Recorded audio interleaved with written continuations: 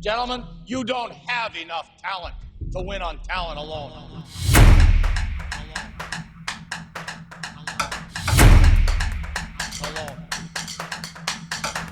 Hello and welcome to the Town on Podcast brought to you by The Wheel. I am your host, Adam Hess, and with me, as always, he's only a little bit sweaty, not nearly as bad as me. It's Mike Regan. Mike, how you doing today? I don't think I'm really sweaty at all. So, you know, you kind of get the Kinda energy of a just guy you, who's maybe a brother. little bit sweaty. I feel like I should be offended by that. I don't know. Mike, you can be offended by whatever you want. It's your right as an American, as we've learned in the past, decade. It's true. If you feel like you should be offended by something, then by God, you go be offended by it. But Mike, we are not here to talk about what it takes to be an American. We're here to talk about what it takes to be an NFL pundit. Someone who's part of the industry, you know, an inside plant, part of the lamestream media, you know? Of course. You looking at Persona 5 news over there or something, bud? No, sorry. You sure? Yeah. You want to circle back in like 20 minutes so you have time to read about the Persona 5 TV show? Oh, they're doing a TV show? Yeah. That's cool. You know, they have an extreme heat warning here right now, which in Chicago means no. it's 90 degrees. Not extreme heat, but, you know. The problem is that I don't have air conditioning. Oof. So, we're doing a sweaty pod, Mike. You and I are both sweaty for this pod. Typical thing in the more like northern states. Not like everything just comes with an AC. Like my apartment in Buffalo didn't have it. It's a little outrageous that in 2026 we haven't backfilled that. Yeah. Like, come on, guys. What are we doing here? What are you doing? What are you even Sweat doing? it out. Sweat it I am out, you sweating it puss. out. I am sweating it. I'm sweating it out big time, Mike. I'm sweating it out big style. But, Mike, what we're not sweating out is the start of the 2026-2027 NFL season. Now, Mike, devotees of the podcast may have noticed that we posted a 26 questions about the 2026 college football season podcast. Mike, what were the people saying about that podcast? I got nothing but good feedback. I heard that they said it was one of the best college football podcasts they've ever listened to, and we should do more of them. They said more questions, but unfortunately, Yeah. we answered all the questions there is about college football, and so there's no reason to ever talk about college football again. We've answered all of them. I could jot down like a solid another 30. Well, to 80. Once we get to the 2080 season, I'll let you ask your 80 questions about the 2028 or 2080 college football Dear season. God, if I'm still alive in 2080, please midsummer me, or I'll midsummer myself. I won't Right. go feet first, obviously. Not feet first. That's the important thing. Many people are midsummering themselves feet first these days. Ridiculous, dumbasses. And then some guy's got to come up and hammer you. We I'm gonna end up are. in a bear costume, paralyzed. Is Florence Pugh the only notable person in that movie? I haven't watched it since I saw it in theaters. I think so. The part that always cracks me up is it has the kid from We're the Millers. You, like, if I had to make, like, you know how, like, we have coaching trees in the NFL? Like, they'll just branch out what all the coordinators came from one coach? If I had to do, like, a Mike Regan movie tree, it would just be We Are the Millers, Semi-Pro, and Halloween. I don't mention We Are the Millers. You that mentioned We Are often. the Millers so much. No, So that's much, someone Mike. else. I've mentioned it twice in our friendship. Once when we went and saw Midsummer, and now when we're having this conversation. Mike, I edit all the shit we say after I listen to us say it. I have heard you bring up We Are the Millers so much. That is so not true. I think you're capping. That's cap. Use AI. You can find all the instances. That's cap.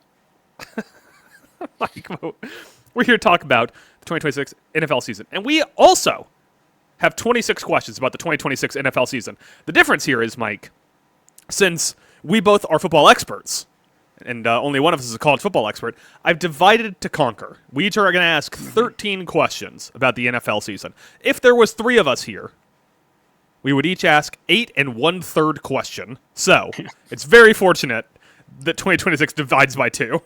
I don't know if that math checks out, but It's like 8.54 or I'm something. repeating. Yeah. But instead, Mike, we are going to be talking about the NFL. So why don't we start with my first question about the NFL? What I find to be the most intriguing division in all of football. Mike, my first question for you. Who's going to win the NFC West? Which one of these crazy kids is going to win the NFC West, Mike?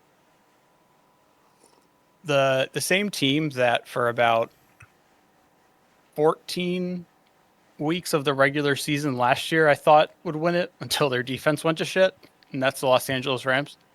Rams currently plus 100. Mike, do you want to guess what the odds are for the Seattle Seahawks, the defending Super Bowl champions, the Seattle Seahawks?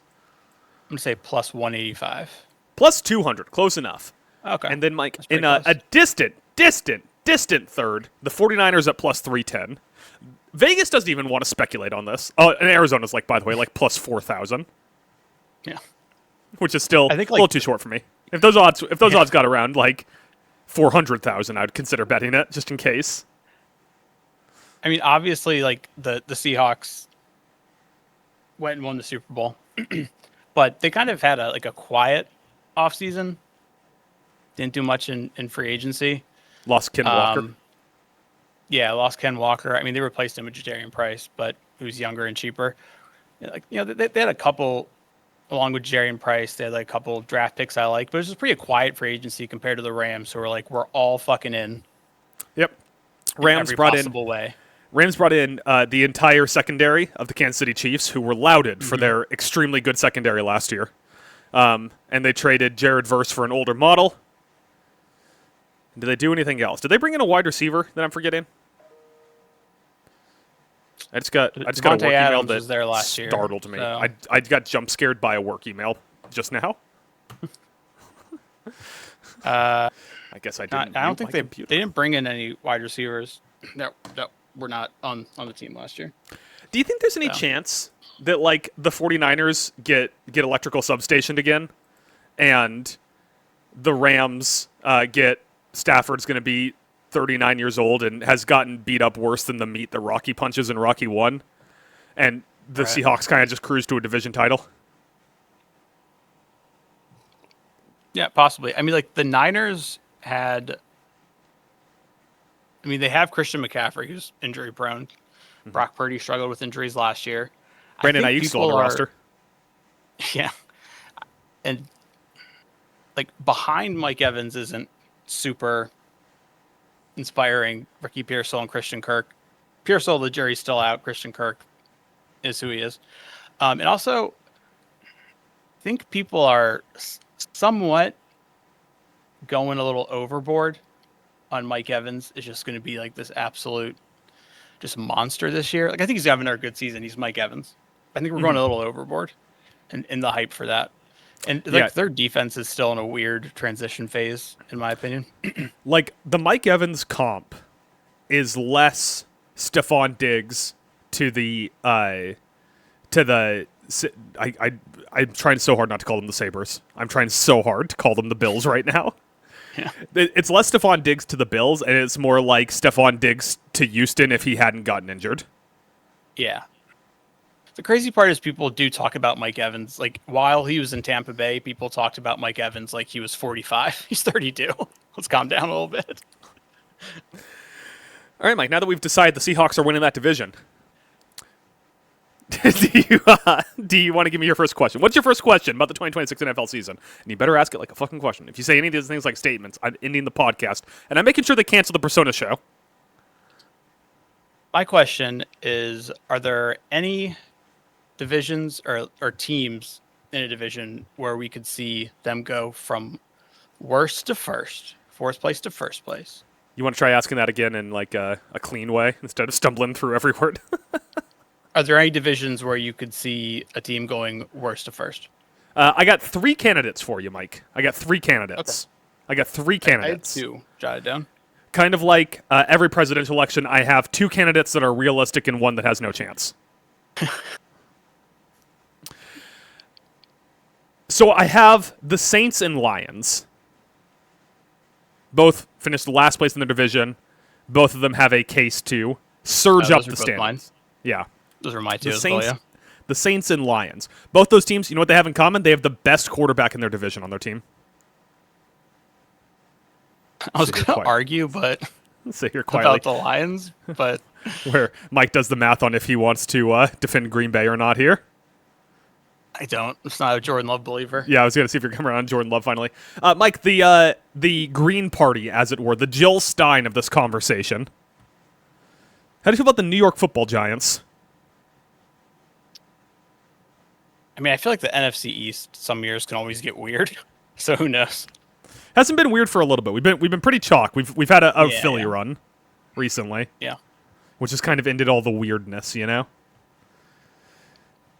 No Terry and Arnold though for the Lions. That's you know. I don't want He's to. gonna be playing this year. I don't mean don't mean to intentionally make a pun here, so I'm just going to use a common turn of phrase, and my apologies for the pun that comes out of this. But it really seems like when Tyrion Arnold got thrown in jail, he kind of like kidnapped and extorted the entire Lions season. That common turn of phrase we all use. Yeah. A worry for me with the Lions, I'll say real quick, is they went and hired what's his face from the Cardinals to be their OC, and I don't know what the fuck Drew they saw the last 3 years. Petzig. Drew Yeah. Petzig. Outside of like the first 2 seasons, he got like good production out of James Conner, and that's basically all you could say. That was only positive of his time in Arizona. Which I would argue had more to do with the offensive line / running backs coach, the running game coordinator, who is now the offensive coordinator in Dallas, and was last year as well. Hey, can we stick on the Tyrion Arnold thing for a second? It's kind of wild that Tyrion Arnold like eagle-eyed a kidnap and robbery as like a revenge against people that he thought robbed him, and then it turned out he had the wrong guys, and because of that, his career's over. Yeah, it's the sad thing is, it's the NFL, so we see a lot of crazy stories involving the law. So I got my little like Badoop push notification, and I read it, and I just went, "Huh, nice." But like, have you looked into the story? No, not. I Tyrion mean, I Arnold? saw like the bare bones of it, the headlines basically. Yeah, Tyrion Arnold was seen at like Central Command, organizing the robbery and kidnapping, but wasn't there. He just had the people wearing their phones, live streaming it, and was telling them what to do. I just can't imagine. You're living. Dude, he was like Lucius Fox in Dark Knight. Like he's just sitting at the controls, watching over the city. Just one of those things where you're like, dude, you're living your like, what I imagine may have been his dream growing up to be in the NFL, making probably once your rookie deal's up, you're going to get a solid second contract, and you were just like, I'd rather go ahead and just do a kidnapping and a robbery. I can't not do it. I gotta risk it for the biscuit. These guys robbed me, but it wasn't those guys. It was different guys. Oh no, this was like when OJ robbed someone, and he was like, they stole like memorabilia for me and didn't pay for it, and they were like, cool, you're still going to jail. I thought you were gonna say this is like when OJ killed the wrong woman. No. He was actually trying to kill Jodie Foster. That's a crazy thing that people don't know. Well, he was He proven accidentally- not guilty, so he didn't kill anybody. He accidentally killed Nicole Brown Simpson. Did you hear that in the new Bills stadium, they're not putting O.J. Simpson on their Wall of Fame? Really? Like he was in the old, yeah. Cowards.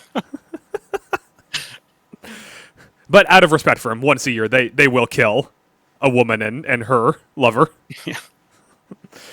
And then just to touch on the Saints real quick. I mean, it's that division is so up in the air. I mean, the winner last year was the Panthers, who won a tiebreaker between 3 teams at 8 and 9. Yeah. So, And Dave Canales came out and was like, "We're really building to something here." Yeah, hopefully building towards a winning record, Dave.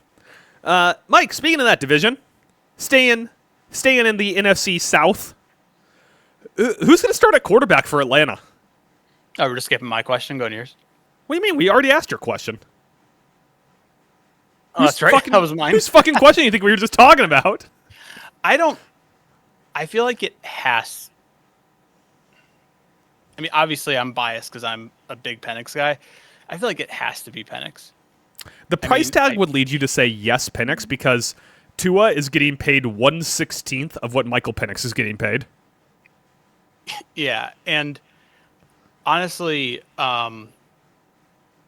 like I listened to an interview with him, and I mean, I doubt he was going to say that rehab was going terrible, but he said, "Oh yeah, I'm doing great. I'm back to doing this, that, and the other thing.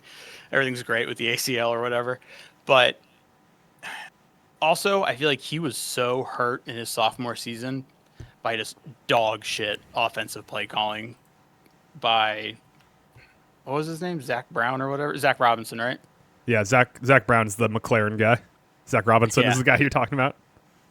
Yeah, I mean the dude was like similar to Cliff Kingsbury. Was like, God, I love the pistol, and just wasn't playing to Penix's strengths at all. So I feel like you got to give him one more year with this new coaching staff. They bring in Stefanski, an offensive head coach. Stefanski's obviously really confident in Tommy Reese, and it does have like a good working relationship with him being at the Browns, bringing him over there. So I feel like you got to give him one more year and see if they can build an offense that works better for him. He has weapons, dude. He has great weapons. Just like, everyone who lives south of the Mason-Dixon line. They all got great weapons. Mike. I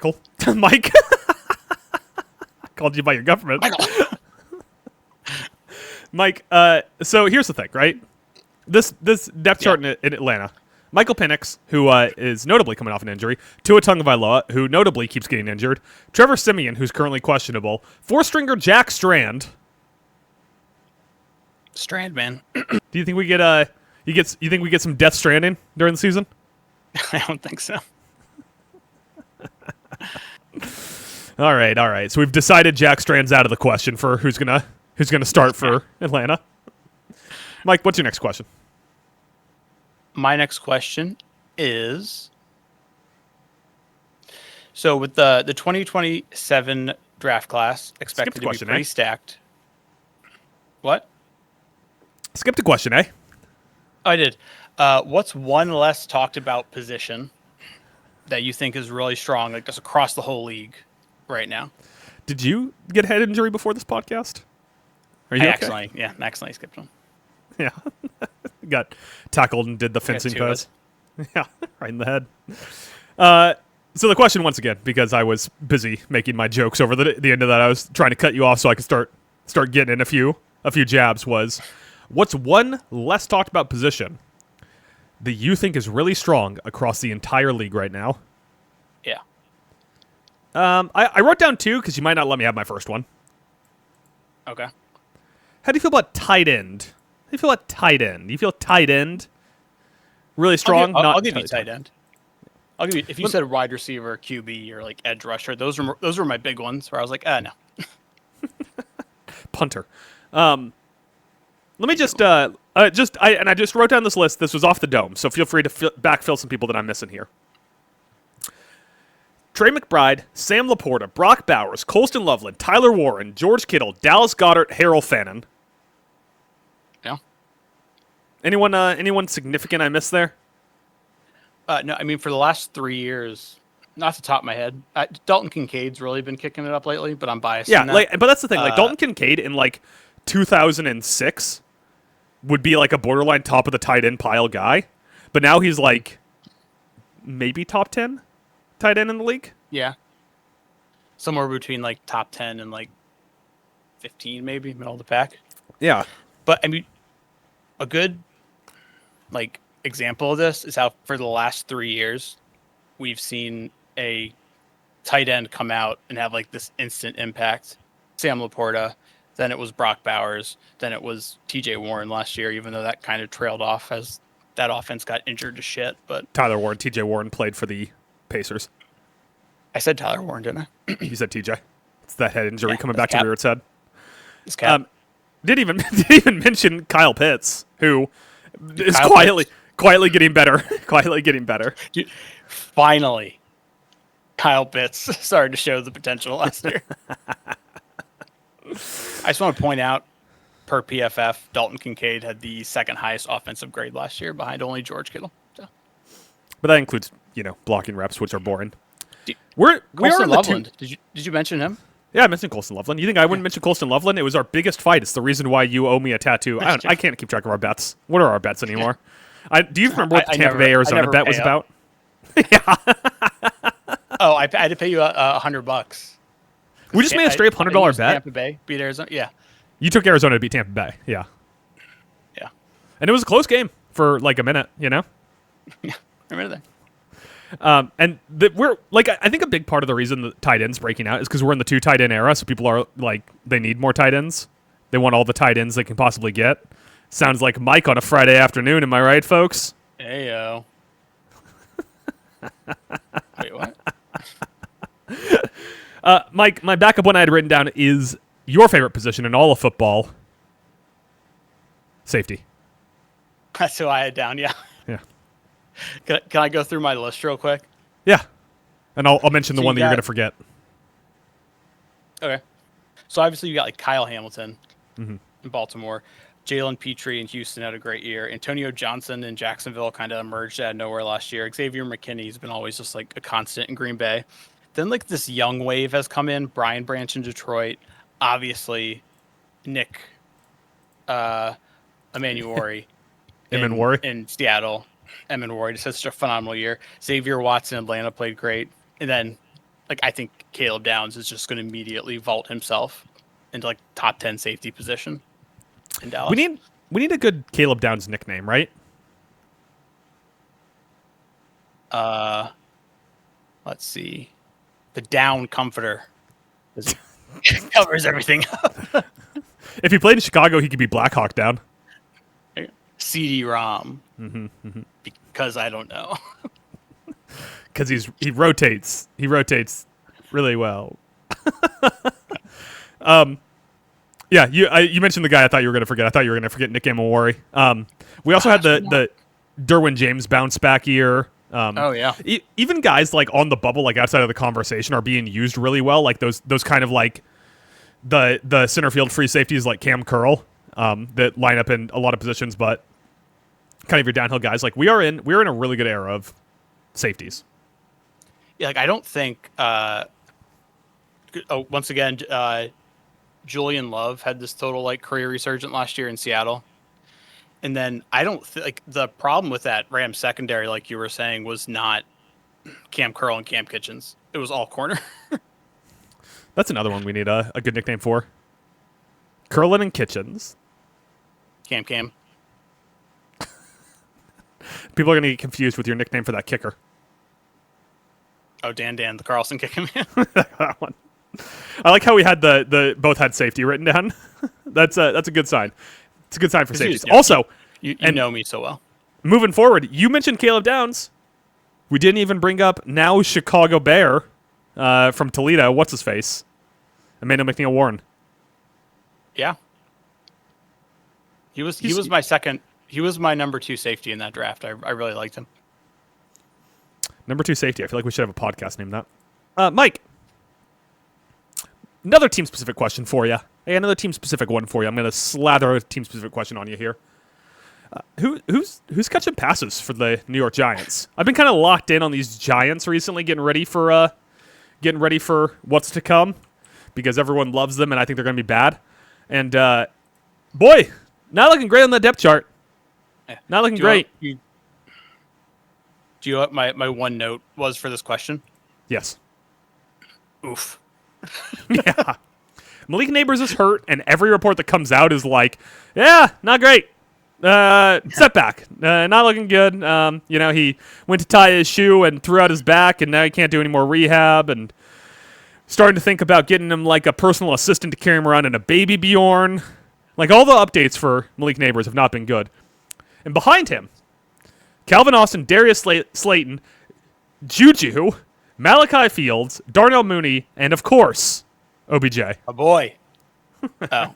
I thought you were talking about my boy Jalen Hyatt. I'm constantly like, this is the year. I think they cut Hyatt. No, he's still on the depth chart. You think that the only reason he hasn't been cut is because everyone forgot he was on the depth chart? Did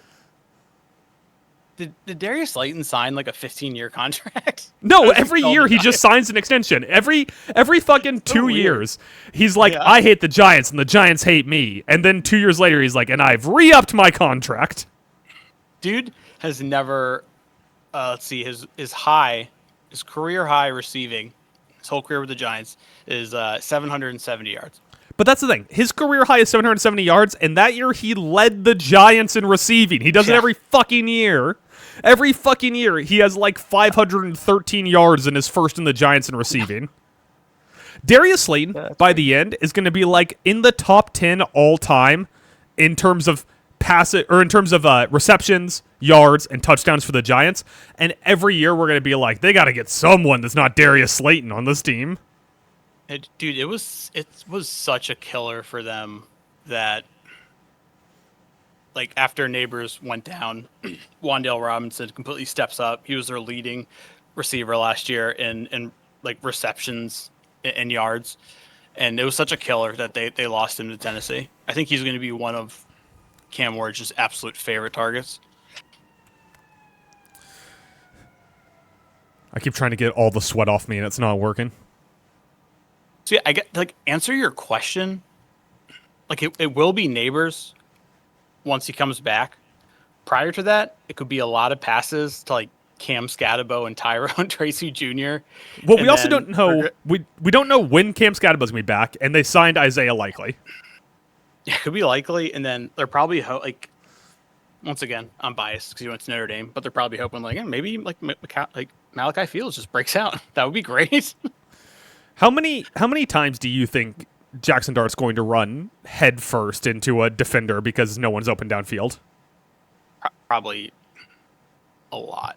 Even when someone is open downfield, you might do it. I like that Brian Daboll died for this, and Jackson Dart's definitely going to have a concussion by week 2. Yeah. All right, so the answer to that question is obviously Michael Penix. Mike, your next question.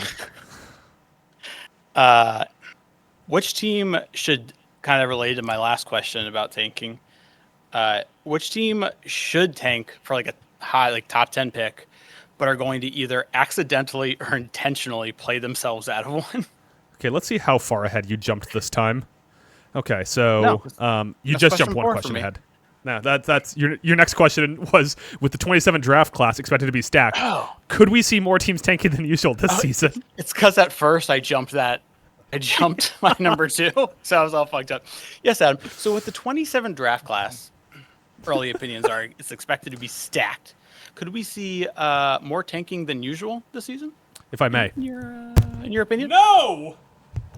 Oh. Thank you for attending my TED Talk. Dude, NBA teams, NFL teams, just, for whatever reason, they are not driven by incentive to tank. They don't do it. Yeah. Don't ask me why. They don't put me in charge of this.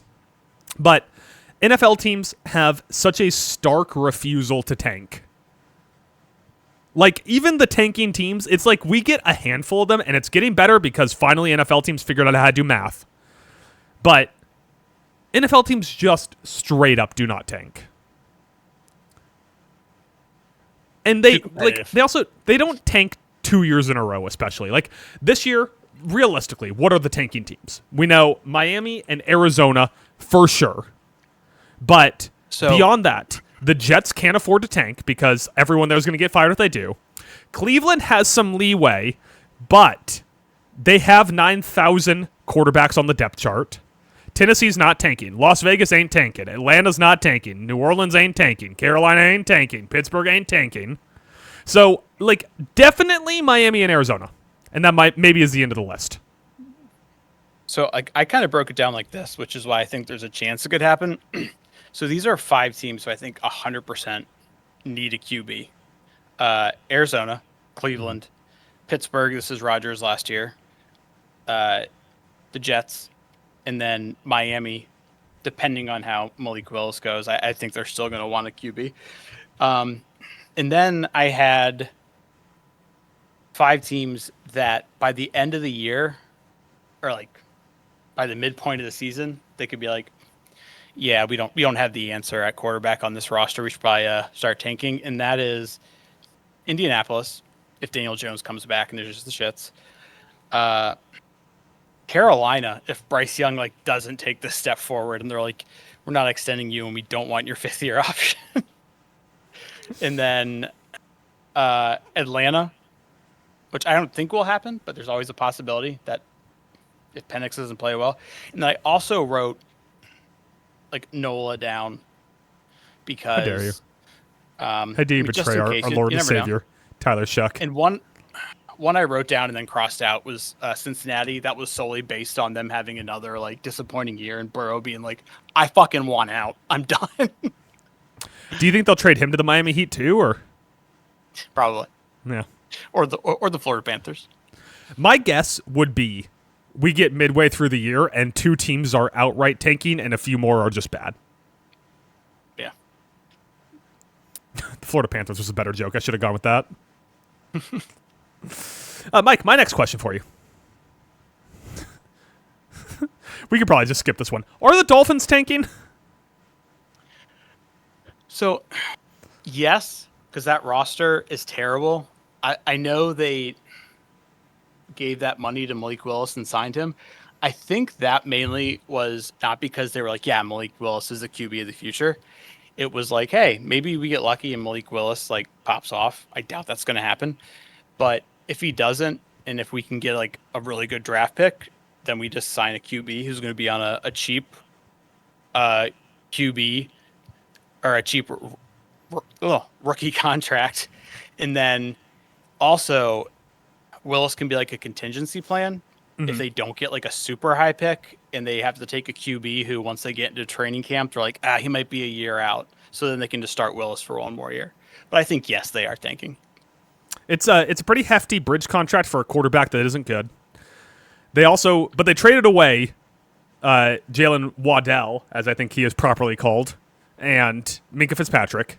But they also extended Achane. Like, that's the crazy part, right? It's kind of like Arizona drafting your boy. There's too many loves in the NFL now, Mike. Oh, it's Jeremiah Love. Jeremiah Love, thank you. There's too much love. It's kind of like Achane extending.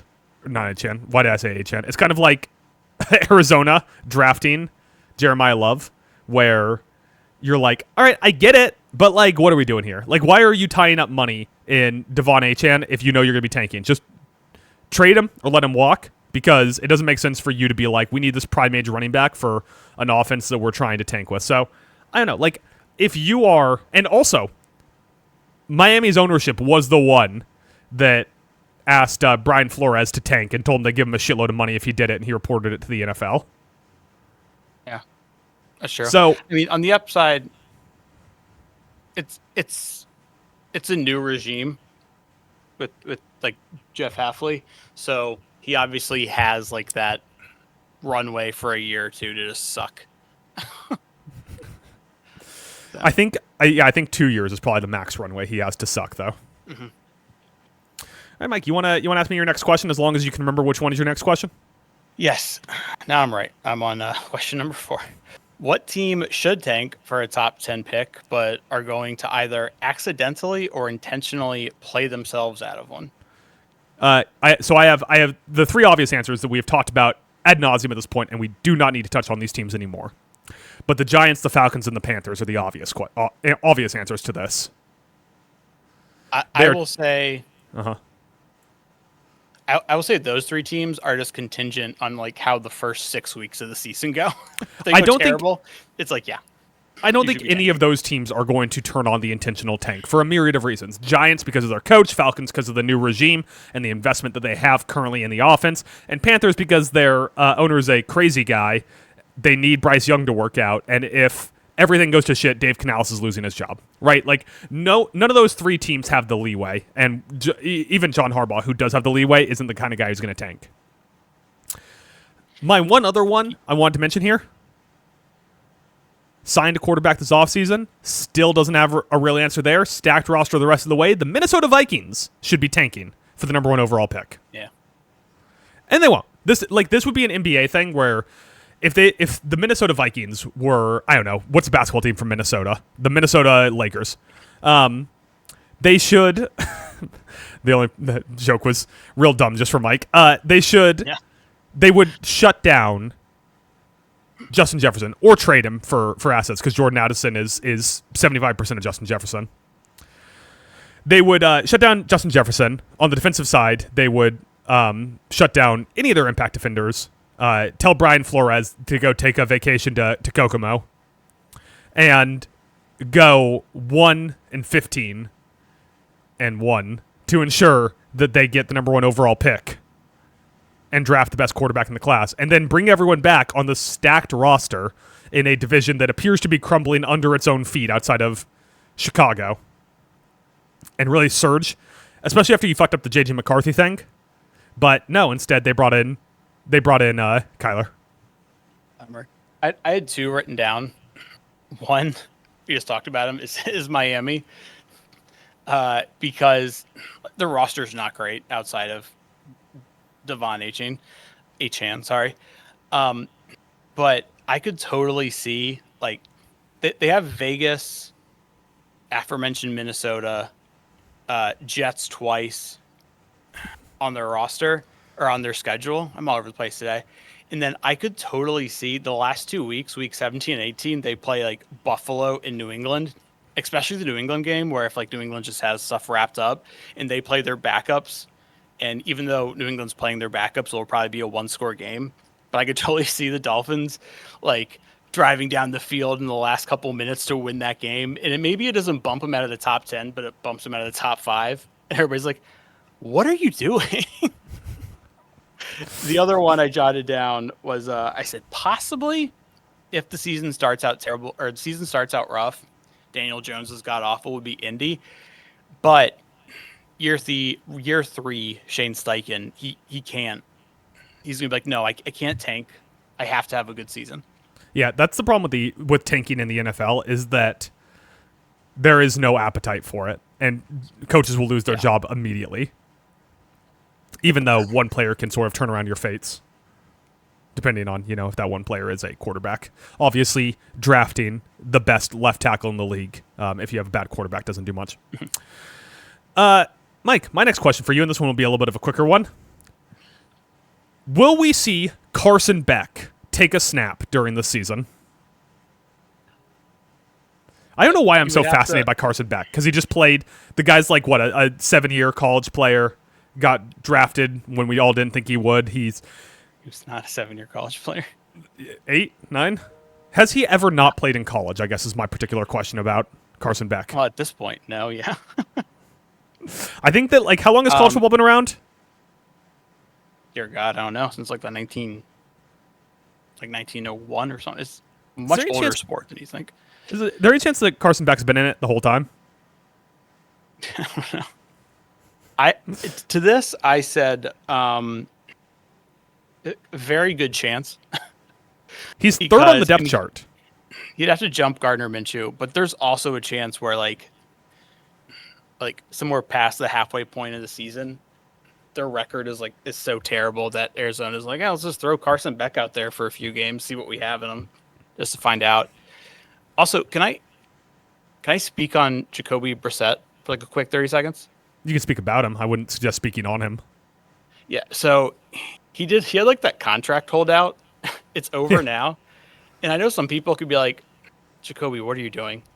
Like, do you know who you are? But I want to say him and his agent probably aren't idiots, and they've realized that he is just a bridge quarterback set up to have a terrible year before they draft their next guy who they hope's the franchise quarterback. So if I'm him and I'm like, all right, I have to get beat up and go through a shit season, and then you're going to just like draft my replacement and then I'm done. Or there's also a chance that like partway through the season, like I said, their record's terrible. So they're like, all right, Carson Beck, you're in. Brissett, you're on the bench. And he's like, all right, if I have to go through that, you want me to be that guy to take the abuse? You got to pay me a little more. And I think all like backup like bridge quarterbacks should take this stance. I think we need this revolution in the league.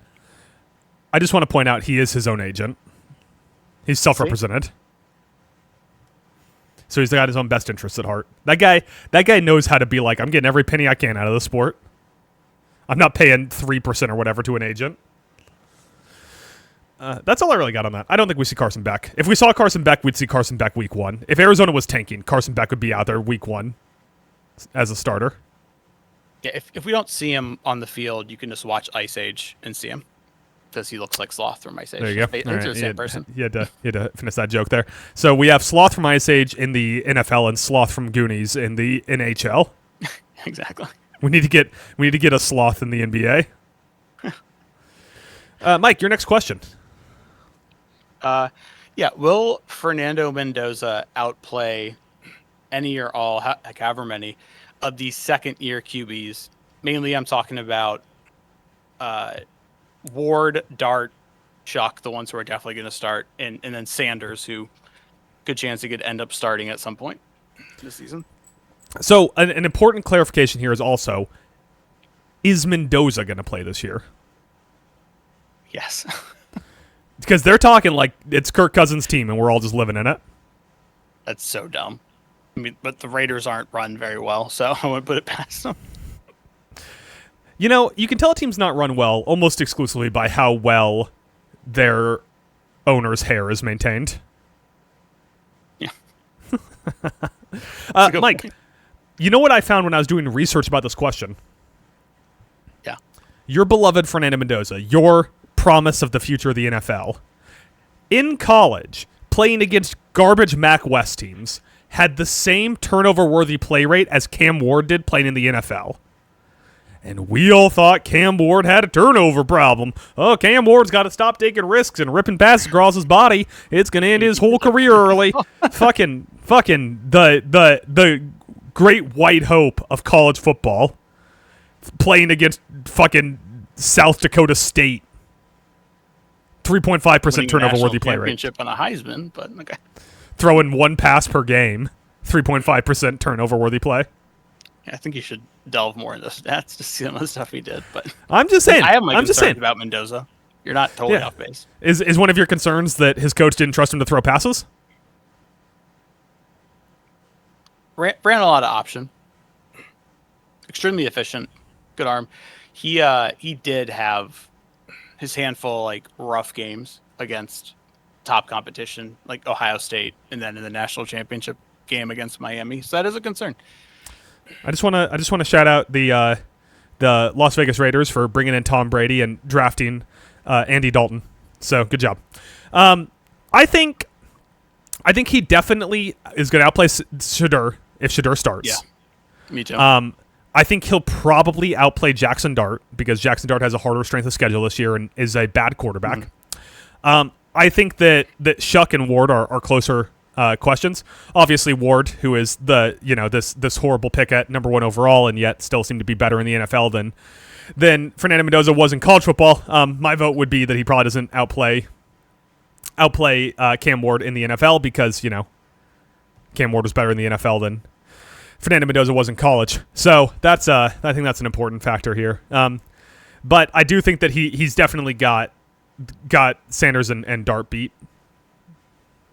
Yeah, I was on the same wavelength. I don't think, even though Ward had his growing pains, he still showed flashes of what he's capable of.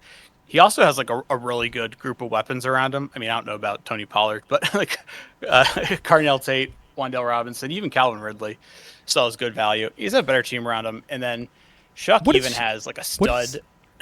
What is your thing with Wan'Dale Robinson? Why is Wan'Dale Robinson in your head like a future Ring of Honor guy? Every time that we talk about any team that Wan'Dale Robinson has ever stood near, you're like, well, of course, in this conversation we need to mention Wan'Dale Robinson. Yeah. He's a yak monster. He's just an awesome gadget weapon despite his size. But anyway, and then my thing with Mendoza, why he's not going to beat those two, is because he still has a terrible team around him, mainly. And he's a bad quarterback. Yeah, no.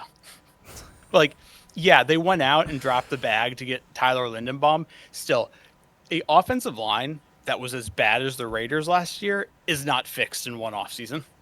It's just not possible. So he's going to be under duress. How often, when watching the Las Vegas Raiders, do you think that we'll hear the phrase Mendoza to Bowers? I mean, he's going to feed Bowers constantly. Or is he going to be like, yeah, Trey Tucker, you're my guy. Jalen Naylor. Listen, Trey Tucker, straight up, is a better downfield threat than Wan'Dale Robinson. Well, yeah, that's not Wan'Dale's game. I'm not having this argument with you anymore. Their defense isn't great, so other teams are going to put up a lot of points. I just think Mendoza. I also look at the depth chart, and that's so stupid that Kirk Cousins is listed as the starter. You don't if you draft a QB number 1 and you don't start him, then you're just a badly run franchise. Right, but you also don't bring Kirk Cousins to put him behind a rookie because we saw them do that, and he lost his freaking marbles. I don't give a shit about Kirky Q anymore. He's washed. So anyway, your next question, Adam. My next question. Is it Yeah, number 6. number 6? I was scrolled down to your questions. That's why I was so confused. I was like, the next question looks like it's your question, but that's because I was looking at your questions. My next question, Mike. Brandon Aiyuk.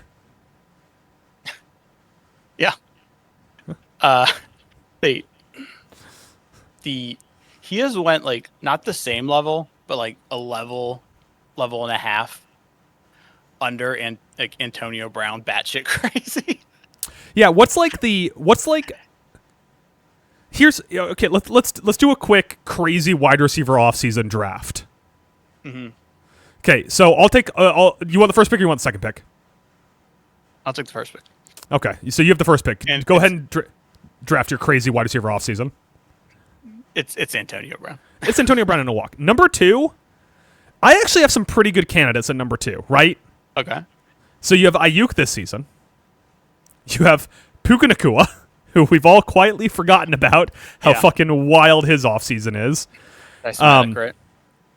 Yeah, he had the anti-Semitic thing. We have the Randy Moss traded to the Patriots season.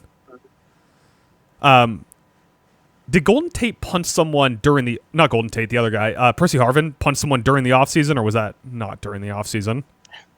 I can't remember. We have... recently, we have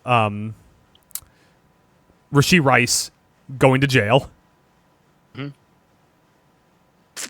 I think I'm gonna take Puka over Aiyuk because he had... Like, Puka Nacua had the phrase... accused of biting a woman in his off-season rundown. Oh, that's right. Yeah. You could. It's too bad you can't take Diggs because the whole like attacking his personal chef happened during the season. Yeah, that happened during the season. He did have his little boat party last offseason.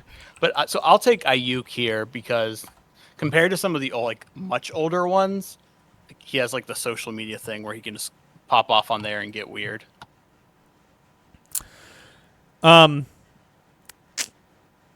you remember, like, 10 years ago when Mike Williams stabbed his brother in the leg? Oh, you know what? I said stabbed in the leg. I'm going Plaxico Burress shoots himself in the leg. Was that off-season? Was that off-season? Yeah, that was off-season. Well, I'll go Plaxico Burress shoots himself in the leg. Okay, so then just to keep up with your theme, I'll go with Ricky Pearsall getting shot in the ass. So you drafted Aiyuk already, right? Yeah. Okay. Is there anyone else super... Oh, I'm going to take... No, I was going to say I'm going to take Matt Collins wears no shoes, but he just did that during the season, so that doesn't count. I think that at this point I got to take Randy Moss at the peak of his powers, quits on the Vikings and gets traded to the 07 Patriots. Quits on the Raiders. Quits on the Raiders, gets traded to the 07 Patriots. I think I'm going to take that as mine. mine. The Raiders like 2 games into his Raiders tenure. Yeah. Like 2 games in, he was like, "Oh, this team sucks." I'm Yeah. done. Yeah. Is there anyone else we missed there? Anyone? Any important, crazy just wide for receiver fun, offseason stuff? I'll take my boy T.O. doing the crunches, doing the interview with his like old school Motorola Bluetooth in his ear. Yeah. Talking to the media. That was great. But I'm just double checking to make sure we didn't miss anything real quick. Okay. While you double check that, I will say that the Niners' only thing they can do at this point is cut him. He's gone off the reservation somewhat. No team is going to trade for him because they realize that at this point the Niners just have to cut him. They could be like, "Oh, we own his contract. We're not going to cut him. We have him under contract." And then he sits out, and it will cost him money. But I mean, he was just tossing dollar bills out of that backpack. So I guess you don't care. And there's just really no point in keeping him around. So they're just going to have to cut him, and he's going to sign with, I guess, Washington.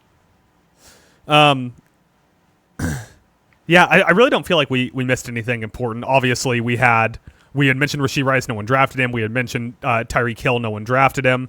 Deshaun Jackson forcing his way out of Philly. But in a much darker tone, we didn't mention Henry Ruggs killing a guy. That's true. We didn't mention that. Yeah. If only O.J. Simpson played wide receiver. Mike, your next question.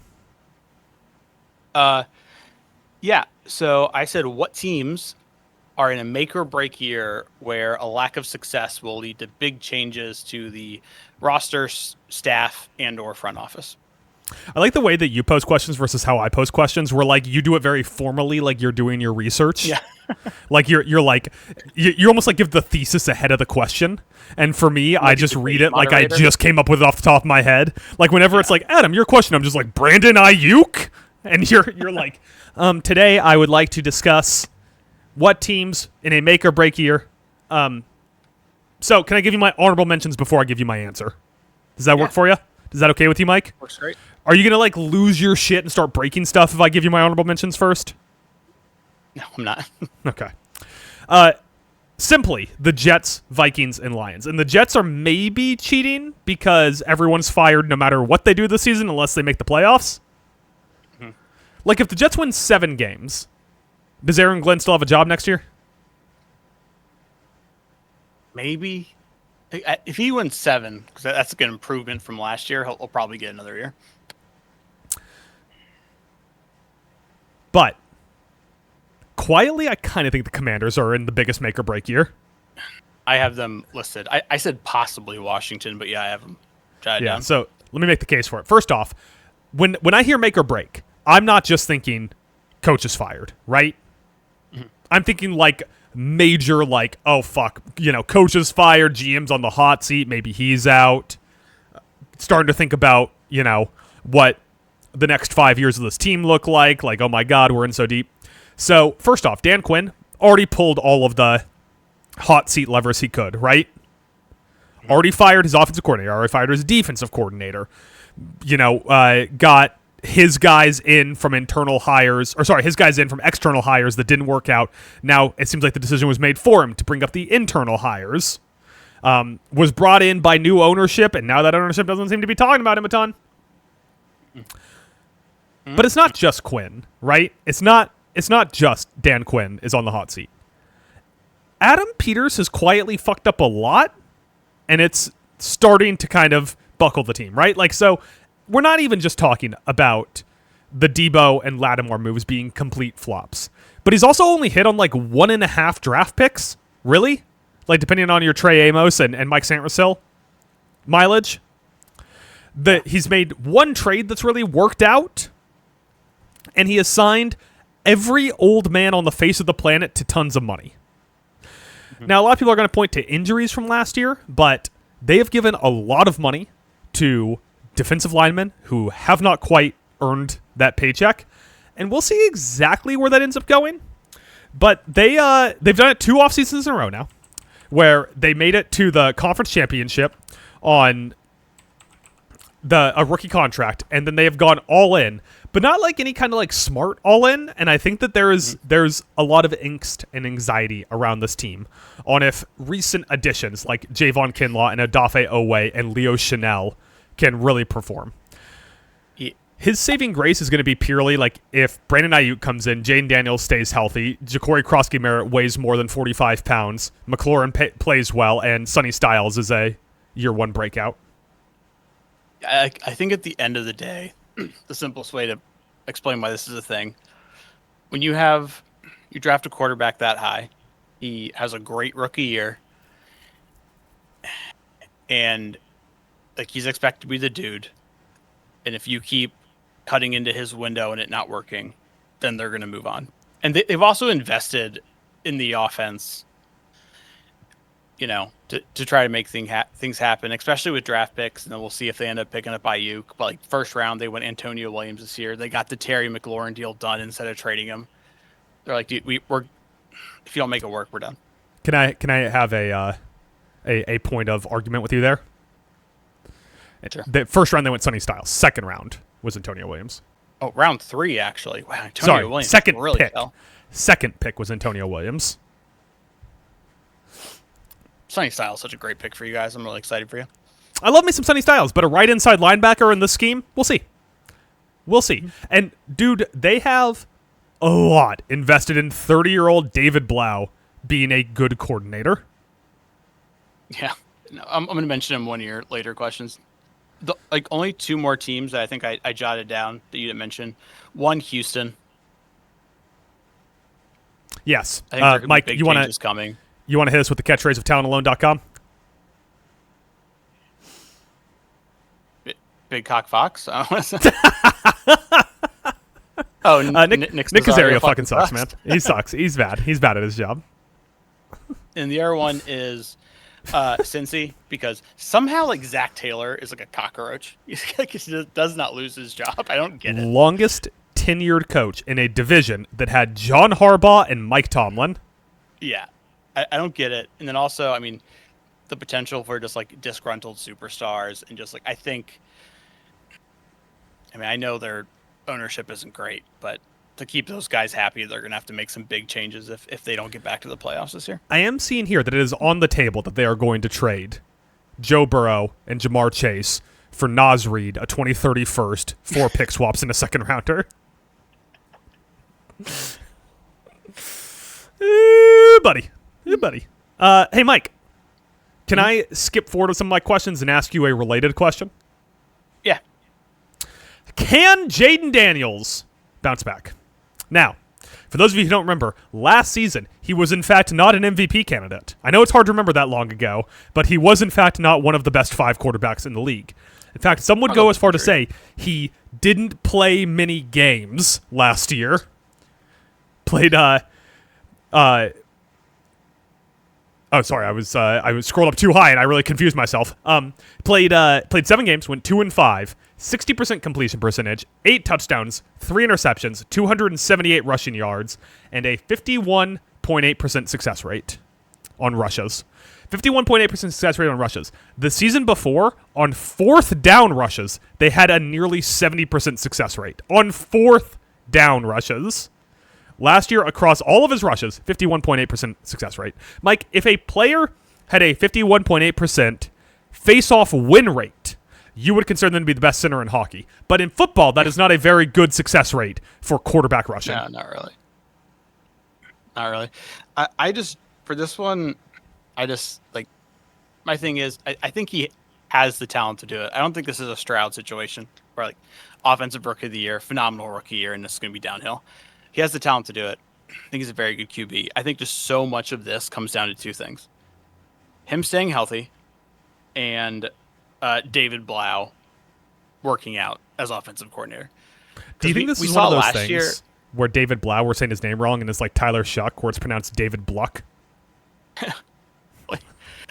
We saw last year that Kingsbury did a Kingsbury, just like in Arizona, where like for one season his offense cooked and the entire NFL was like, oh no, we got it now.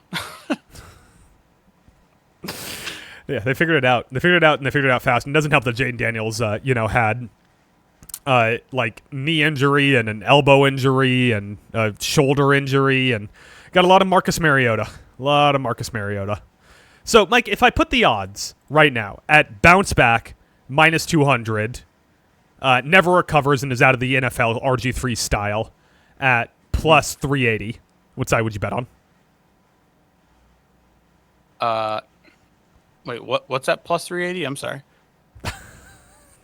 That head injury is really doing numbers to you today. Plus 380 is out of the NFL RG3 style in a few years. Absolutely not. I'm not taking the plus 380. Well, I'm going to abstain from my bet because it's bad juju either way. I'm either cursing my my beloved 26-year-old son or I'm betting against him. So I'll abstain. And in absentia, I will say this. David Blau, if you screw this up, I'm the same age as you. I can go out there and kick your ass. I will beat up any backup quarterback in NFL history. I will do it. You name a backup quarterback I couldn't beat up, Mike. I'll sit here and wait. Mike, your next question. My next question is, this is a fun one. What's going to be the overdramatic and shallow talking point that Stephen A. Smith is going to be screaming about on First Take come mid-season? I think that we should start, whenever someone listens to our podcast, before they start listening to it, we should be like, you enjoy this podcast. Like, we should tell them how they feel about it. I'm question gonna is fun. I'm gonna hit you with a I'm gonna hit you with the Chiron on first take. And I will say I'm stealing this from a peer of ours, a fellow podcaster, someone who we could get a beer with one day. The Chiron will simply say Drake maybe. I was gonna go something Patriots related because their first 4 games are at Seattle, home for Pittsburgh, but then at Jacksonville and at Buffalo, and then they also have at Chicago, and they play Detroit. Well, that they have those games up to midseason. Yeah, last season their opponents had an average of a 380 win percentage. 380. They won under 40% of their games, the teams that the Patriots played. And they played all of last year. They played one top 10 defense in the regular season. I don't think the Patriots are going to be bad. I think Buffalo should still be very worried about this Patriots team, especially now that they have Andrew Jackson Brown. But they're going to be worse than they were last year. Mm-hmm. They're not going to win 14 games. Schedule's still a lot harder. And schedule's a lot. That happens when you win your division. When you win your division, they give you a harder schedule. Also, you had like one of the weakest schedules last year. Okay, so minus 200, Drake May, good player. Plus 380, out of the league in a few years, RG3 style. I'm just going to go. It's usually not enough juice for me, but I'll take minus 200. Well, who is your pick for this question, Mike? Similar thing. I was thinking along the lines of like, Lose a headphone? like AJ Brown washed, Drake maybe, not really MVP caliber, worst MVP winner of all time. Even worse than Derrick Rose? How Even dare worse you. than Taylor Derrick Hall? Rose. Okay, you might have one there. 10 years ago is when he got traded from Edmonton. It's been 10 years. Yeah. Time flies, Do you remember like where a you were when you champion heard the news? I remember exactly where I was when I heard the news that Taylor Hall got traded from Edmonton. Yeah, I was in a back alley doing heroin actually. Yeah, with Taylor Hall. That's why his career fell off the right. Mike, can I give you my next question? Oh, I'll skip over to a question here because we're already talking about him. This is so funny to follow it up. Are we underrating the Patriots? So I said a little bit. Can I give you their current consensus rating? Go ahead. Their over-under is set at 9.5 games.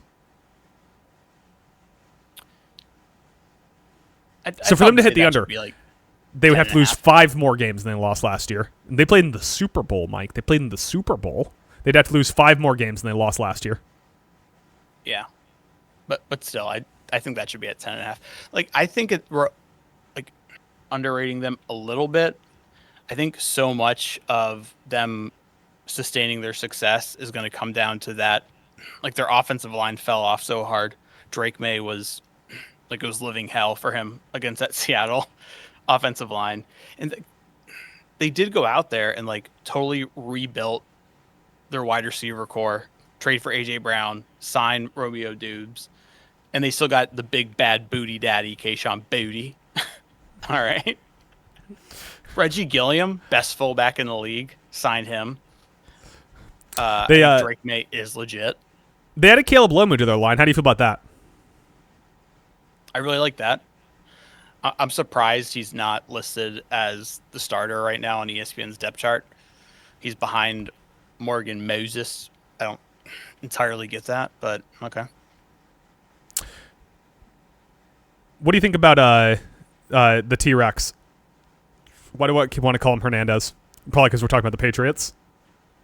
Will Campbell? Yeah, Campbell. There you go. Why do you think Campbell bounces back or what? ESPN also has him second string right now behind James Hudson the third. That must just be from when him being injured during the offseason.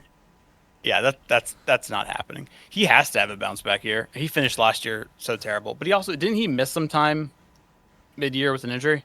Do you think Yeah, when he came back from the injury, he was never the same. Do you think Diana Rossini broke things off with Mike Vrabel after she heard that his way of testing to see if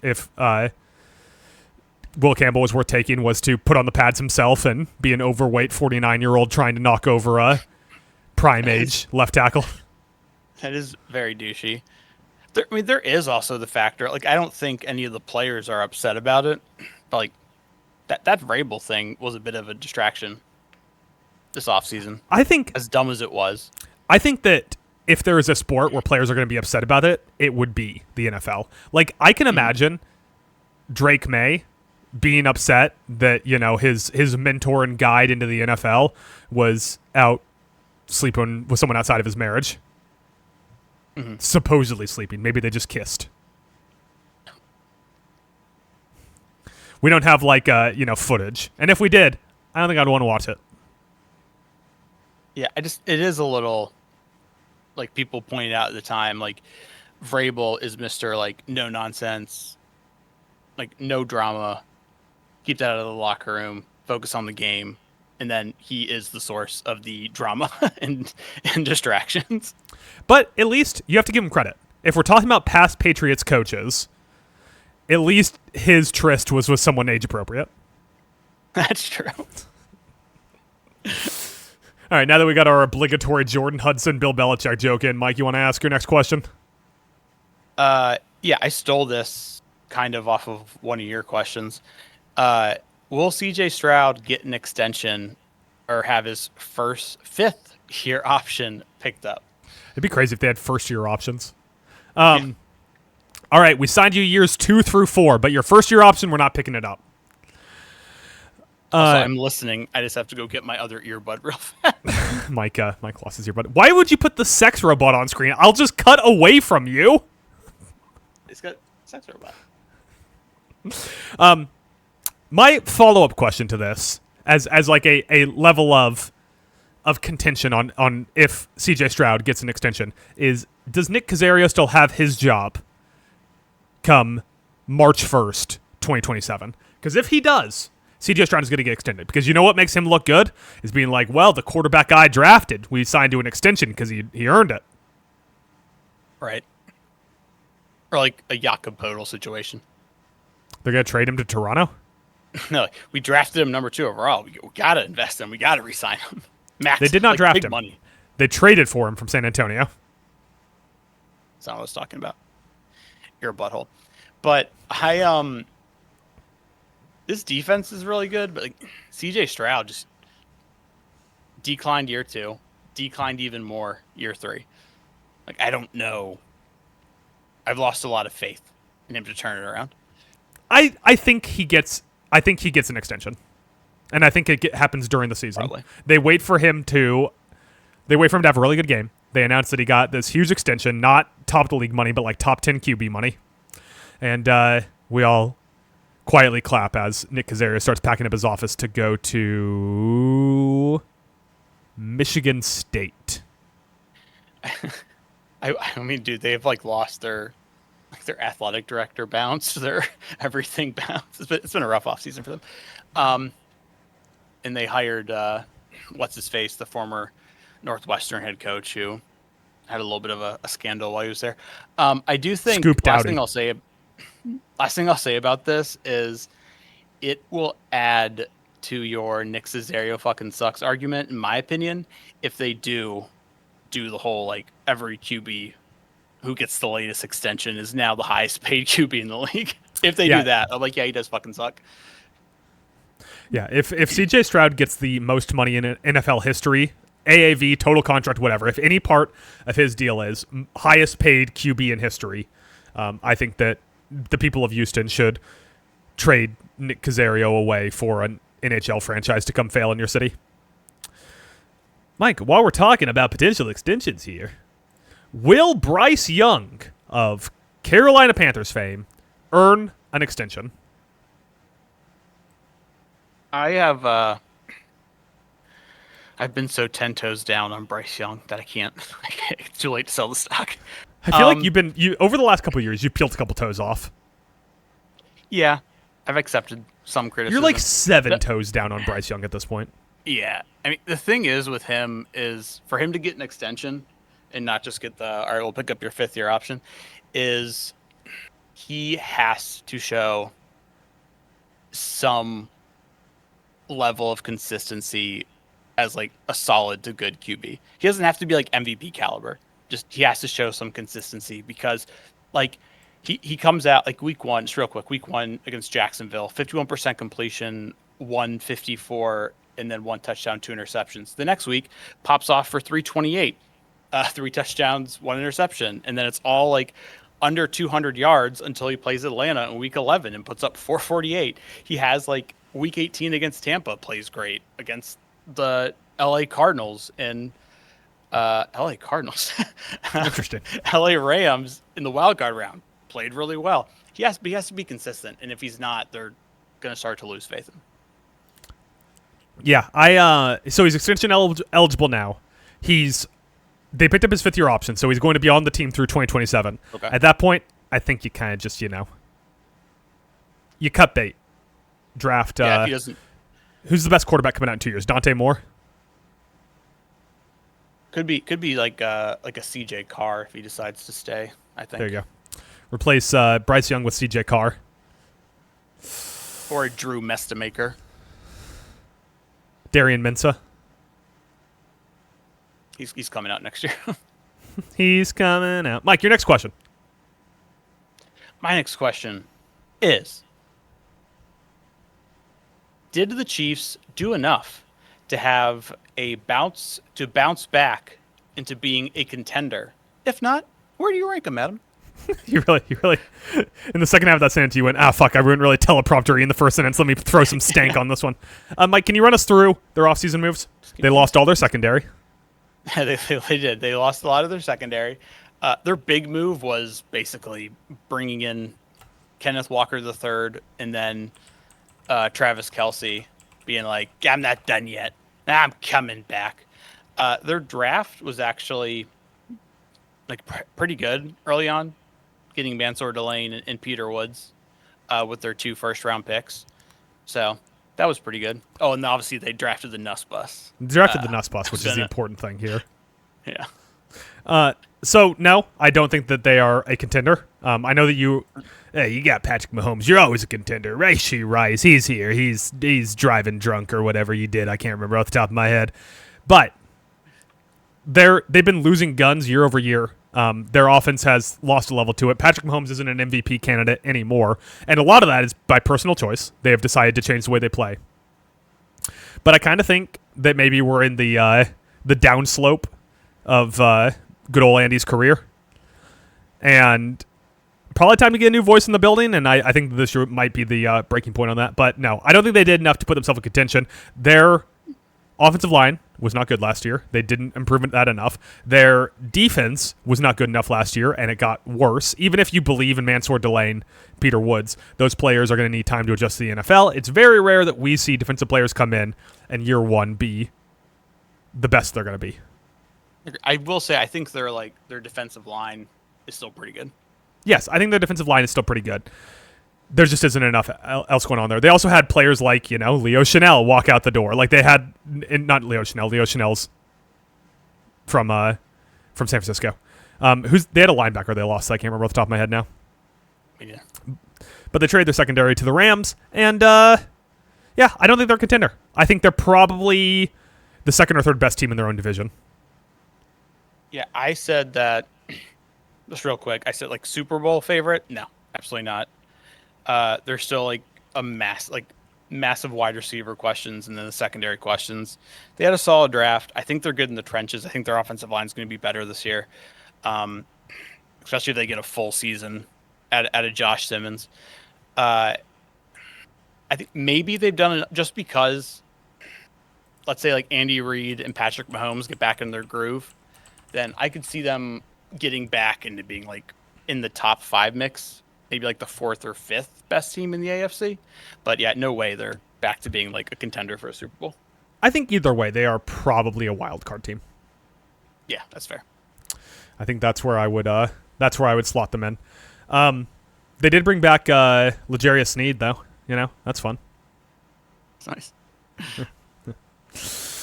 Mike, my turn. My question. Is it my turn to ask a question? Question. My question. Finally getting to this question. Skipped over it several times. Will a Browns quarterback start more than 8 games, Mike? I think this 100% comes down to if Deshaun Watson starts week 1, which, dear God, he's going to be terrible. But this completely comes down to how long, what's his face, former Ravens head coach, who is now the Todd Monken. Oh, got it. Yeah. How long Todd Monken and company are like dumb, even if they're trying to tank, are still dumb and keep playing Deshaun Watson, I think changes this. Maybe if they make the change early enough, Shadur could get to 8, but I'm not sure. What about Taylor Green? You think Taylor Green's got any shot at 8 starts? I don't even possibly. I mean, I wouldn't be shocked if they played all 4 of the QBs on their roster. I think that at some point they should come out in a 2 QB set. I like it. Yeah, I'm gonna go with yes, but only yes because it's absurd if they don't. If they have like a quarterback split where it's like 7, 5, 3, and 2 for their quarterbacks, I think that everyone should be fired and Cleveland should have to move back to Baltimore. I will say I watched the Gruden QB camp episode with Taylor Green and was very impressed. But they had a really good draft. So like I still think Deshaun Watson will absolutely suck. I think he's beyond washed. Has played barely any football. Yeah. But like they switched to Shadur. You might not be terrible with like the moves they made. They had a great draft, like I said. Fantastic draft. Fantastic. Yeah, I think in general, their draft is considered to be one of the better ones from this offseason. Mike, your final question. It's not my final. It's number 10. Nah, I just wanted to fuck with you. Just wanted to see if I could trick you. It's your 10th question there, bud. Who's going to be the weird / bore? Oh my God. The weird / bad QB that somehow ends up starting a game this season? Taylor Green. My initial thought on this was, can Phillip Rivers or Joe Flacco start another game? If some team could pick up Rivers this season again. Who's weirder, Joe Flacco or Phillip Rivers? Phillip Rivers. Because that'd be crazy if he got signed off the couch again. I had a handful written down, but I'll kind of just like narrow it down to like 2 for time's sake. And if Mahomes like isn't ready to go week 1 or like gets hurt, well, Justin Fields action in KC, I think would be pretty wild. Or every QB, like the 2 QBs ahead of him in Indianapolis suck, so we get some more Riley Leonard. And then same thing with the Jets. The 2 or 3 QBs in front of Brady Cook suck, so we get more Brady Cook this season. I feel like my version of that is like, what if we get some Luke Altmaier reps in Detroit? I don't hate it. Or who is it Pittsburgh drafted? Drew Aller. The bend and spread guy. Yeah. Like, could we talk ourselves into a Drew Aller situation here? Or a Will Howard situation. Drew Aller is definitely weirder than Will Howard, right? Although their names weirdly go together quite well when you say them back to back like that. Oh, yeah. Considering he's like the 4th QB on the depth chart, yeah, it'd be pretty wild. But who knows? Rodgers gets hurt. Rudolph sucks. Howard sucks. Got to turn to Drew Aller. Like if Rodgers gets hurt and you're Mike McCarthy, just throw Drew Aller in there, man. Just see what you got. You're not going to do it because you're Mike McCarthy, but you should. You're a coward. Mike McCowardthy. My next question, Mike. Speaking of potentially injured quarterbacks, will Daniel Jones be as effective as he was in 2025? No. Now you can kind of cut two ways with this because his first 9 games, he went 7-2 with a 69% completion percentage, 19 touchdowns and 8 turnovers, and in his final 4 games after he broke his fucking shin and kept playing football, 1-3, 62% completion record, 5 touchdowns, 3 turnovers. But I will say, one stat he was better in the final 4 games over the first 9, amount of torn Achilles tendons. Yeah. I think a QB who appeared to have his career on life support and then had a breakout year because he went to a team with a really good offensive head coach, but then tore his Achilles. Also, only has like one pass-catching weapon, honestly, in Tyler Warren. I think he's going to be handing the ball off a lot to Jonathan Taylor, and DJ Giddens are dumping the ball off to them. I have no faith in Daniel Jones. How dare you? They just signed Alec Pierce to a giant extension. He must be good. They did the same thing with Michael Pittman. They were like, well, he's our wide receiver 1. We got to give him a big contract. I don't know why I did that like Rodney Dangerfield. Can get no respect. But then they saw the error of their ways and traded him. I was just talking about this today where I was like, front offices get so much credit when they go, wow, they unloaded that really bad contract, and that was smart. And I'm always like, but they're the ones who signed the really bad contract. Yeah. What do you mean? Mike, I think he's going to surpass his numbers from last year. 2 torn Achilles. Damn. All right, Mike, your final question. Oh, shut up. Let me ask you something. Uh-huh. Should we take the Bears seriously? Or was last year just kind of propped up by a mix of winning, including the playoffs, 8 one-score games, some crazy comebacks, and in general, vibes? Here's the thing. You remember? Okay, I'm going to start this off with the crazy in it. You remember the early days of Trump? When they said, you should take Trump seriously, but not literally. Right. I think we should take the Bears seriously. So to answer your question, yes, we should take the Bears seriously. They are a competent NFL franchise, quarterbacked by a competent NFL quarterback with a lot of weapons, a very good coach, and an improving year-over-year defense. We should take them seriously. We should, however, not take them literally. They are probably not a contender. They were not close to being a contender last year. They did get a lot of vibes. They had a lot of last-second wins. They had some walk-offs, including in the playoffs over Green Bay. I do not think they are the best roster in their own division. So we should take them seriously in terms of they are a competent team, and it's football any given Sunday. But we should not take them literally. We should not consider them to be the 2021 Detroit Lions. We should not consider them to be the 2014 Green Bay Packers. They have a chance of winning every game because they have a floor because of Ben Johnson and almost the Iceman Caleb Williams and Colston Loveland and especially Colston Loveland. Trademark denied. But we should not take them literally in the sense of if they make it to the Super Bowl, we should all go, huh, the Bears, nice. Yeah, I think what was it? 11-6 last year, won the division. I think they're going to be fighting for a wild card spot this year. I mean, outside of having to play the Bears and the Lions twice, they got to play Philadelphia, Green Bay, New England, Seattle, Jacksonville, Buffalo. I mean, tough schedule. And honestly, can I say somewhat of a hot take, Adam? Mm-hmm. Still not completely sold on Caleb Williams. No, I think, like, Caleb Williams, the best way I can describe what Caleb Williams is he's like dumb Aaron Rodgers. And maybe that'll, like, hammer out with time. Because Aaron Rodgers got to sit and Caleb Williams did not. Mm-hmm. But for now, for this moment, 2 years in, analyze after the 3rd year because that's when Aaron Rodgers started playing. But 2 years in, he's dumb Aaron Rodgers. He has all the tools in the world. He can make all the reads in the world. He takes fucking forever to get there and throws terrible passes sometimes.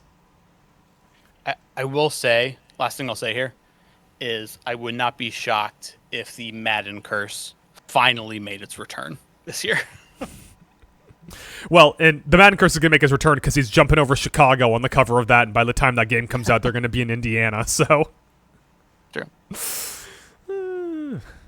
I think he should try to trademark dumb Aaron Rodgers. I think he might be able to win that one. Mike, I have a much less fun but much more pragmatic question for you. Mm-hmm. Will any team kick an onside kick early this year? Check on my notes. I said, fuck if I know. So teams, as of this offseason, they can now kick an onside kick at any point in the game. They can do it on the opening kickoff, but they have to announce it still. Previously, they had to announce it, but they could only do it in the fourth quarter. The announcing thing is so dumb. Like, no Why did the NFL completely castrate the onside kick? Onside kick has one of the most exciting moments in Super Bowl history is the Saints surprise onside kick. What? The NFL was like, you know what we really want to do is get rid of a really cool... Just get rid of it at this point. Say no onside kicks. Yeah, I agree. Just get rid of it. Dude, maybe fuck Jerry Jones, man. Instead of onside kick, make it like you have like one play to pick up 20 yards in order to keep possession of the ball. Something like that. A 4th and 20 and there's no penalties. They can hit you with hammers. Yes. Kick you in the ding-ding. I simply wanted to ask this question because I would like to, once again, with our large platform, our Bill Simmons-esque platform, I would like to ask the NFL to please stop fucking the onside kick. I agree. All right. Mike, your final question. My last question. This one, close to the heart. Will Liam Cohen and the Jags be as good or better as last year? Are they headed for regression? To the mean? Since 2016. Here's my thing about this that I think is so funny. Throughout this podcast, we have talked about many a football team. Probably not all of them, but a lot of football teams. I don't think we've said the Los Angeles Chargers, so I'll say that right now. Every time that we talk about if a team is going to regress, we have mentioned their schedule, and for some reason the Jaguars are playing all of those teams. I cannot believe it, how often it has come up, where every time that we bring up a team and start talking about their schedule, one of us has said the Jaguars. So the Jaguars either have the hardest schedule in the NFL this year, or they are playing a bunch of teams that are going to regress, and they might go 16-1. Their first 6 weeks, like they open with Cleveland, and then they play 5 straight playoff teams. Oh, yeah. Not Cincinnati, but still, they're playing Joe Burrow, and then 4 playoff teams. Before the Bears became the one-possession wonders, the Jags were the one-possession wonders. They won a lot of one-possession games early on. So I could definitely see some regression. But once again, every team we have talked about that they are playing, it was like, this team could regress. You know, we're like the Patriots and the Bears. We're like, these teams could regress. And they got the fucking Jaguars on the schedule. So the question is, who do you believe in more as a regression candidate? The Bears, Patriots, or Jaguars? Obviously, the Bears and the Patriots, baby. I'm still Liam Cohen pilled. All right. Everybody watch it. Everybody watch it for a second. Take it in. Take it in, Duval. I like how you horizontally stretch that to make it fit a little bit better. Yeah, I got to fit a little bit better. I like how I still see your shoulder on the left side of the frame. Well, it didn't fit great if I continued to stretch it, so I had to kind of... just keep watching it. Can you take the GIF down now? Nope. Before you keep talking? Nope. Haven't gotten enough of Cohen. Big Show Co. That's what we call him. All right, fine. I'll take it down. Anyway, I will say, the jump their defense made last year was very impressive. I think it's going to be good again this year. I am a little worried about the run game, which Cohen liked last year. He somehow got Travis Etienne a nice contract in free agency, not to the Jags. And so now they're like, buy Shelf Teton. It's all you, baby. Here we go. Buy Shelf Teton. But the weapons are good at receiver. I think the biggest thing is, like, what is Travis Hunter going to be? You said the defense got better last year. They have a top 3 pick at defense that didn't play that much, Mike. Imagine once Travis Hunter's in there. Right. Every rep, brother. 2 ways. Wide receiver 1, CB1, shutting him down at one end, catching tutties at the other. Talk about hot seat. Fucking baby GM. Crazy. Baby GM potentially in the hot seat. Baby GM. Which baby GM loses their job first? The Jags or John Chakia? Oh. John Chakia plays in a market that expects way more than Jacksonville, so probably him. You don't think the Jags fans are ready for some change? I don't think so. They kicked Urban Meyer the fuck out of there. So I will say, to get back to the Jags and my boy Cohen, that the schedule is a lot harder. So I expect I think they're still gonna be good. Maybe a slight regression, but I still think they win that division because literally the rest of the division I'm super down on. So except for Titans, I think the Titans make a step forward, but like you said, it's probably like a 7-10 step forward. You always got to remember the Titans, Mike. You do. I'm going to go with they are the least likely regression candidate, but will still regress. I guess the Patriots are the least likely regression candidate because I believe in Drake May more than I believe in Trevor Lawrence. That's fair. Adam, they say Drake. Your final question. My final question, Mike. Can Caleb Downs win Defensive Rookie of the Year? Yes, because he is. So, do you know? This is similar to all last season, where every time that you would draft Caleb Williams number 1 overall, I'd be like, "Do you even know the last time a safety went in the top 10? Do you know the last time a safety won Defensive Rookie of the Year, Mike?" Did Kyle do it? Did my boy Kyle Hamilton? So, Kyle Hamilton did not win it. Nick Manwari came in second last year. Some other safeties. Do you want to guess Cam Chancellor? Yeah, because what's his face from the Eagles is like a slot corner, right? Cooper DeJean. Yeah, Cooper DeJean also didn't win Rookie of the Year. Probably should. Cam Chancellor. He had a better corner on his own team if there was a rookie that year. Maybe. I don't know why you would say. I think you're trying to swerve me. Yeah. With do you want to say Cam Chancellor? So yes, I'll say Cam Chancellor. Nope, not Cam Chancellor. You want to guess like Warren Sapp?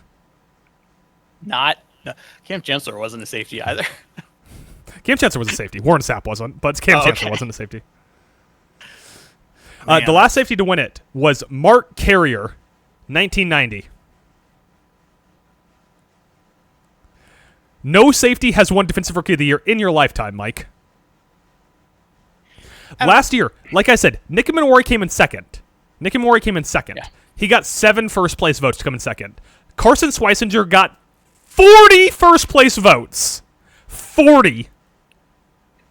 Safeties simply do not win this award. I cautioned you away. I cautioned you off of this when it came to the draft. And look who was right. Caleb Downs went at pick 206. I don't remember where he went off the top of my head, but it was not the top 10. Caleb Downs did not go where you thought he would. Oh, yeah. I cautioned you about this. He didn't. I cautioned you about this during the draft. Now I'm cautioning you about it again, Mike. Safeties do not win Defensive Rookie of the Year. Cam Chancellor. Caleb Downs cannot win Defensive Rookie of the Year. Adam, Carson Schweisinger was the first true linebacker to win Defensive Rookie of the Year since Luke Kuechly in 2012, because we don't count Micah Parsons because he's not a linebacker. All right? Yeah. Crazy things happen, Adam. Okay, but that was a difference of 14 years, not 36 years between what would have happened there. I just don't think you understand, are truly grasping how good Caleb Downs is all right around now in football. You're starting a brand new, fresh football team. You can either have rookie Kyle Hamilton or rookie Caleb Downs. Who you taking? You son of a bitch. How dare you? How dare you?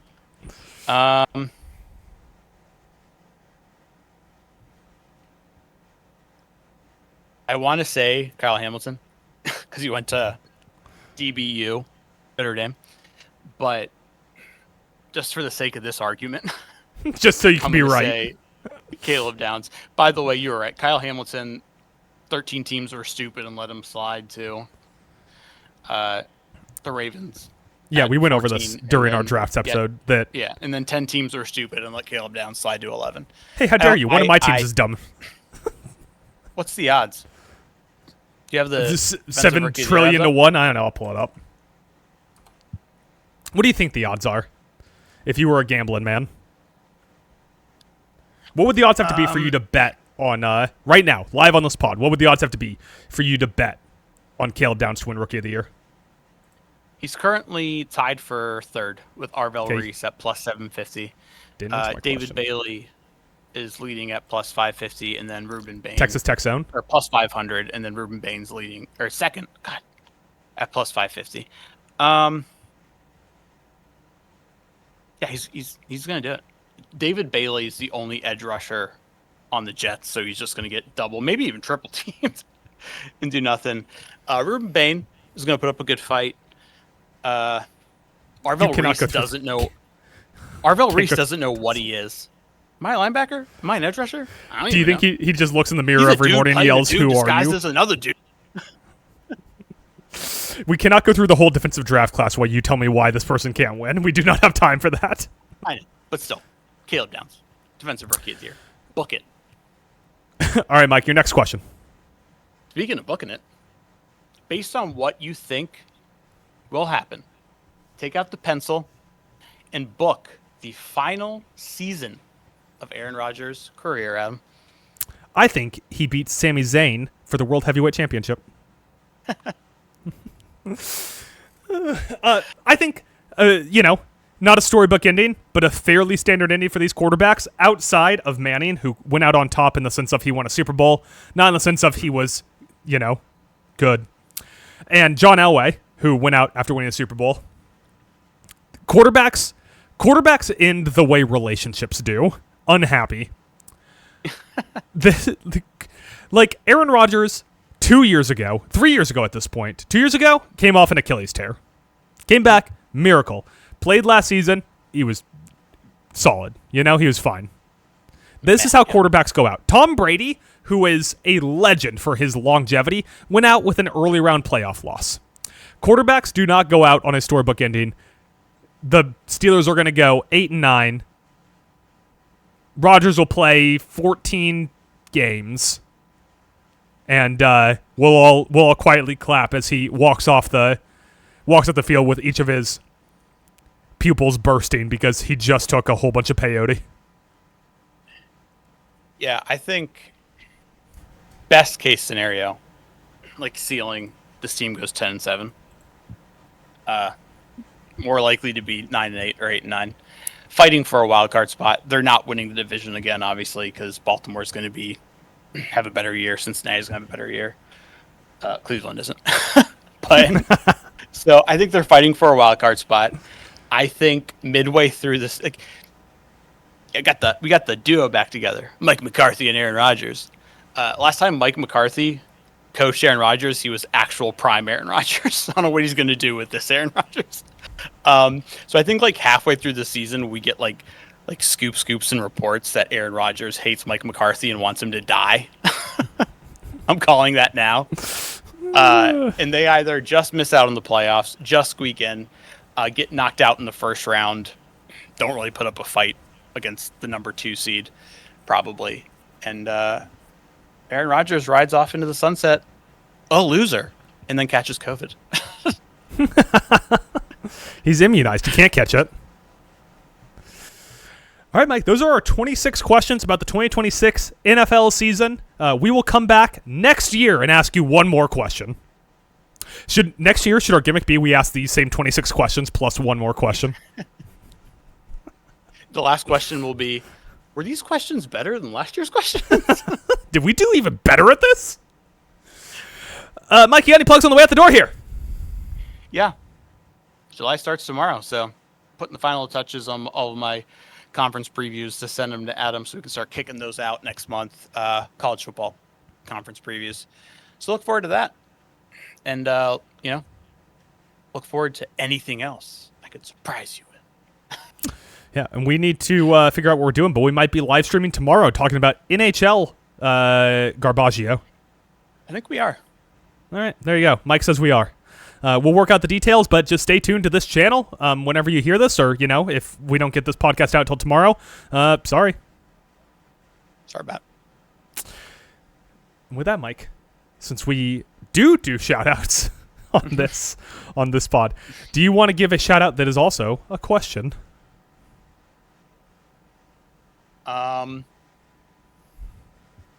Was Big Cock Fox's cock prosthetic in Django? Let's get out of here.